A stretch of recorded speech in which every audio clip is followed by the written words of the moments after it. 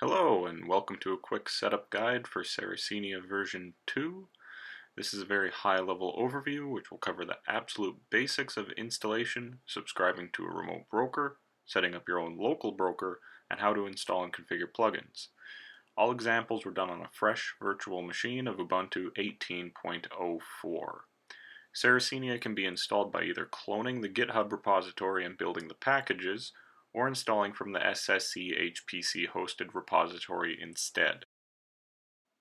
We will first cover how to build and install a Debian package from the cloned repository. After cloning the GitHub repo, we will require a variety of packages in order to build and install a Debian package. These packages are as follows. If you are following along with this video, feel free to pause it and type out the entire line. You can install all packages with a single apt install command. So we're going to speed up the clip a little bit here to skip past how slow my internet is and wait for it to finish. After all the packages have finished installing, make sure you are in the base directory for the cloned repository, and we are going to build the Debian package with the debuild command, which is debuild-us-uc.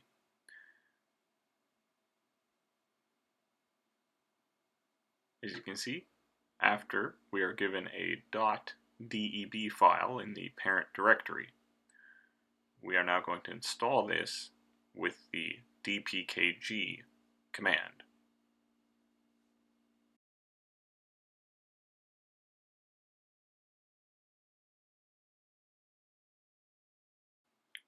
So after installation, we can check the apt list to see if it appears in there. Which, there we go. Running an sr-subscribe command, you can see that it's linked and erroring out because it doesn't have the proper arguments. And since we installed with the Debian package manager, we have access to the man pages. This is something that will not be linked if you install via pip, which is what we will do next. So, after reverting our virtual machine to back before we installed the Debian package, the first thing we're going to have to do is install pip itself. And I'm just going to skip this ahead so you don't have to wait for my internet connection. So after pip is installed, make sure we're in the base Sarracenia directory and run a pip install on the current location.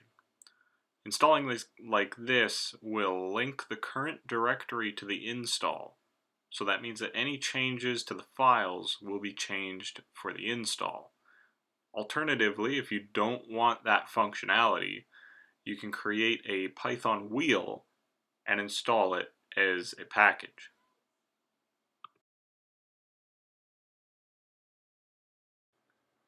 We can see that trying to run an sr-subscribe command leads to a command not found. This is because we need to manually add the local bin to our path in order for the command to be linked correctly.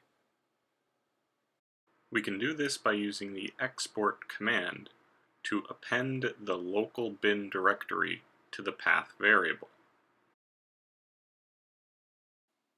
After we've made that change, we can now see that the command is properly linked.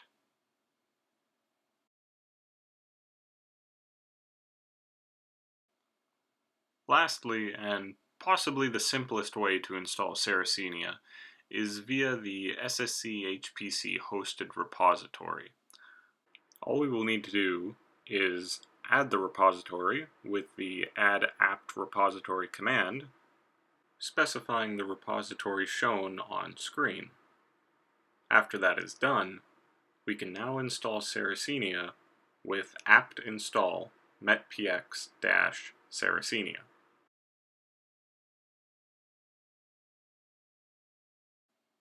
So if we do another apt list, we can check to see if it installed properly, and it appears. And it's also worth noting that we have access to the man pages when it is installed via the repository.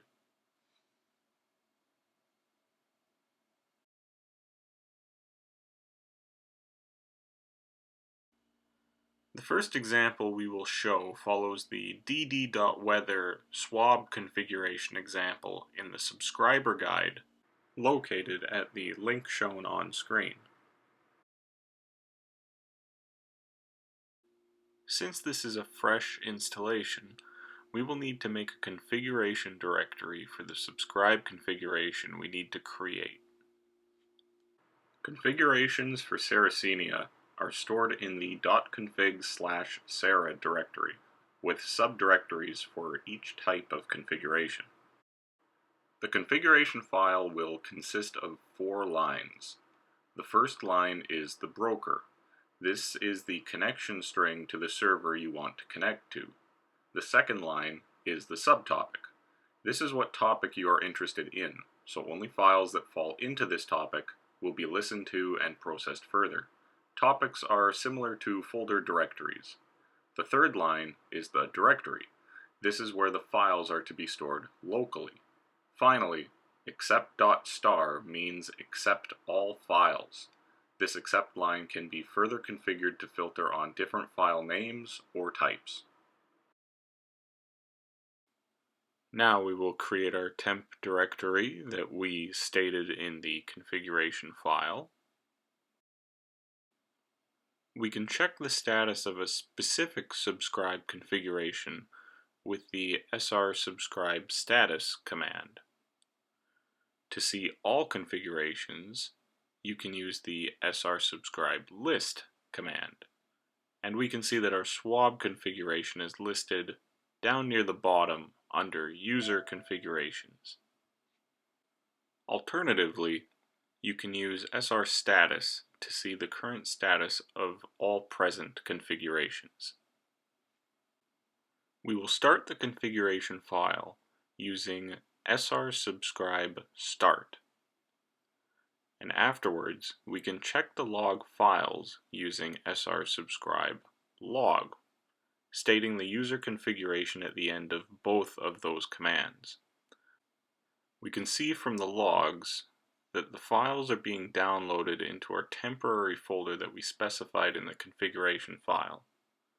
If you'd like to check the logs externally, they're stored in the .cache/sarra/log directory.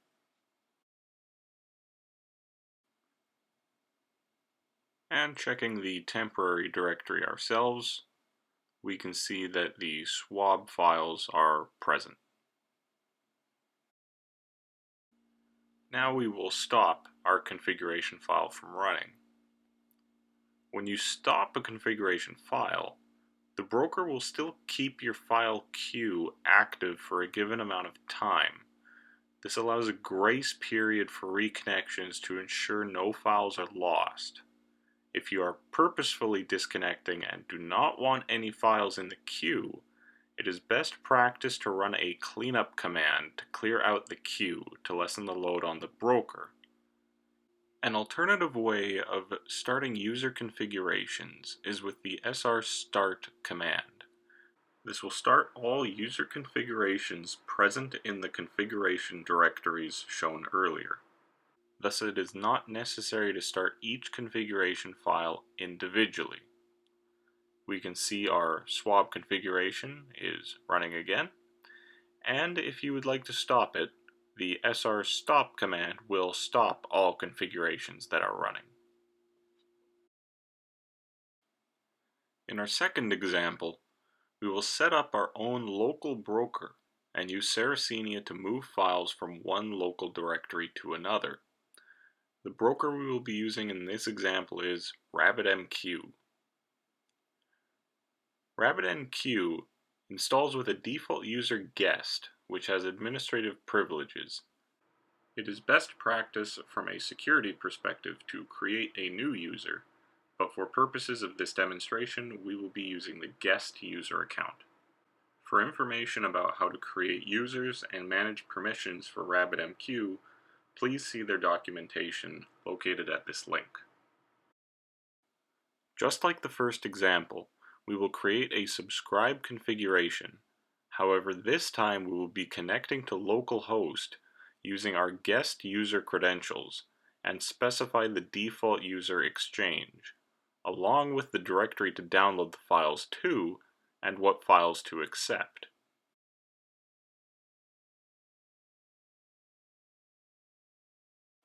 Next, we will create an srwatch configuration to watch the directory and post any changes it sees to an exchange. Our configuration file will specify what broker to connect to, what exchange to post to, as well as the path to monitor and for what events. For this example, we are interested in any time a file is modified or created.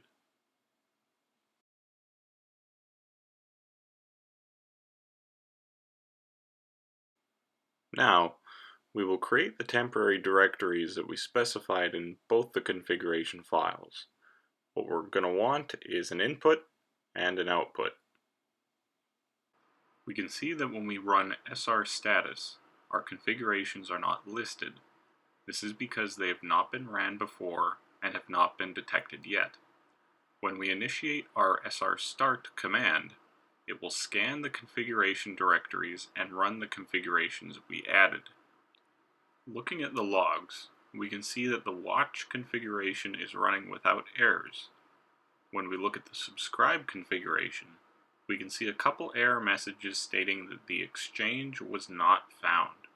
This is due to starting both configurations simultaneously, as the watch configuration creates the exchange which the subscribe configuration connects to.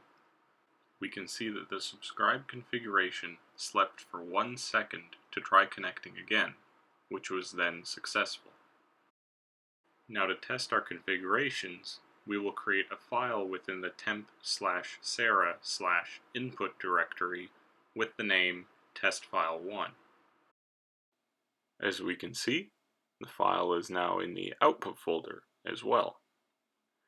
Looking at the log for subscribe, we can see that it shows the file being downloaded from the exchange, and for watch, it shows the file being posted, as well as some metadata.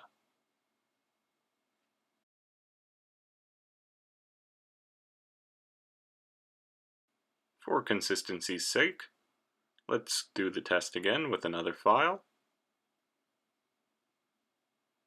There it is in the output. Checking the logs for the watch configuration, we can see the post log notice and all of its metadata. One of the main advantages with Sarracenia is being able to augment its functionality with custom plugins. Plugins allow you to change what happens with files during various points in the data pipeline without needing alternative software running and monitoring directories. Plugins are all written in Python 3. For more information about plugins, please take a look at the subscriber guide located at this link. For this example, we will use a pre-made plugin to append a timestamp on the file name. I'm copying the plugin over from my installed package, but plugins can be found within the Sarracenia repository under sarra/plugins. In order to use a plugin, it must be within the .config/sarra/plugins directory. Let's open up the plugin file itself and take a look at it. The notable parts within this plugin is that it generates a timestamp here, and then appends the timestamp onto the file name here. It also changes a header on the file. This is not completely necessary, so I will comment it out just to keep this as minimal as possible. We will now edit our subscribe configuration from our previous example to run this plugin on message. To do this, we just add a simple on message line, specifying the plugin name we want to run on message. In our case, it is the message renamer. This should then add a timestamp to the end of each file name when the subscribe configuration downloads a file to its directory. Let us now start our configurations with the srstart command. And with srstatus, we can see both of our configurations are running. Checking the subscribe configuration log shows us that a file has already been downloaded. This is from me doing a run-through prior to recording, and a file was waiting within the queue on the broker to be processed. To show it working with a new file, let's create a file within the temp sarra input directory with the name testfile2. Checking the logs again for the subscribe configuration shows the file being downloaded, as well as the timestamp appended. That is all that entails adding a plugin to a configuration. Plugins can range in complexity, so it is highly recommended looking at the plugin guide if you are interested in learning more. And that concludes the video. I hope you found this helpful. All links shown in the video will be at the end for reference. Take care.